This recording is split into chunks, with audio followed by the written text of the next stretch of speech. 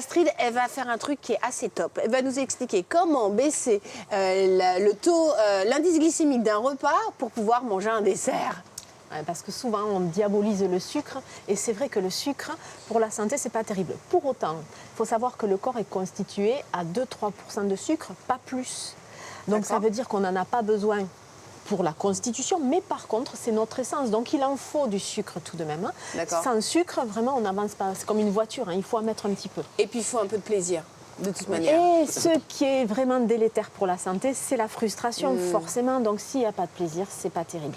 Donc, comment faire pour manger de bonnes pâtisseries en fin de repas, tout en se régalant, sans risquer la culpabilité ni les hypoglycémies de fin d'après-midi, parce que ça, c'est pas terrible. Hein. D'accord, parce que manger trop de sucre à un repas crée une hypoglycémie.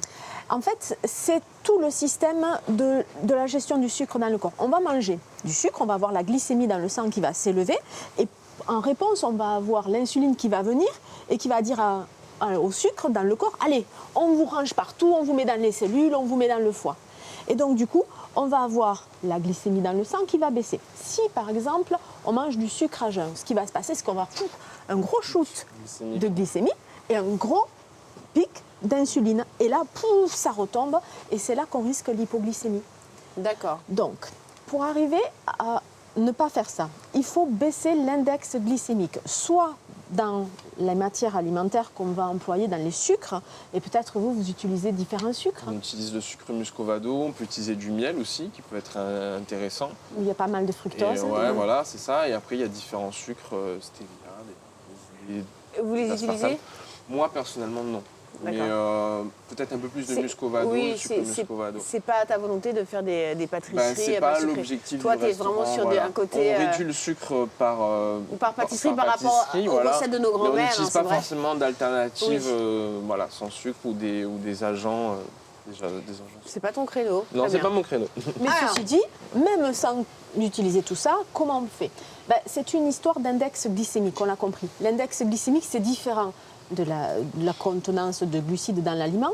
C'est comment ce qu'on mange va impacter le sang et va faire monter la glycémie, très clairement. Si je mange, on va dire, un chou à la crème, tout seul comme ça, je vais avoir un index glycémique très fort. Mais si avant j'ai mangé autre chose et j'ai mis des fibres, on va avoir un index glycémique plus bas. Par exemple, le pain a un index glycémique de 80, le pain blanc. C'est énorme, ouais. C'est énorme. Une baguette de pain blanc, c'est 22-25 morceaux de sucre selon. Ouais. C'est énorme. Un pain complet, c'est 12. Or, la contenance de sucre dans l'aliment est la même. Sauf que, comme il y a des fibres, les fibres vont ralentir la pénétration du sucre au travers de l'intestin. Et donc, l'index glycémique va être moindre. Donc, si on veut une bonne pâtisserie en fin de repas, ce qu'on va faire, on va manger dans le repas assez de fibres. D'accord. C'est pas la même chose. Si on commence par manger une pâtisserie en fin de repas, en ayant mangé avant un plat de pâtes, du pain, du fromage.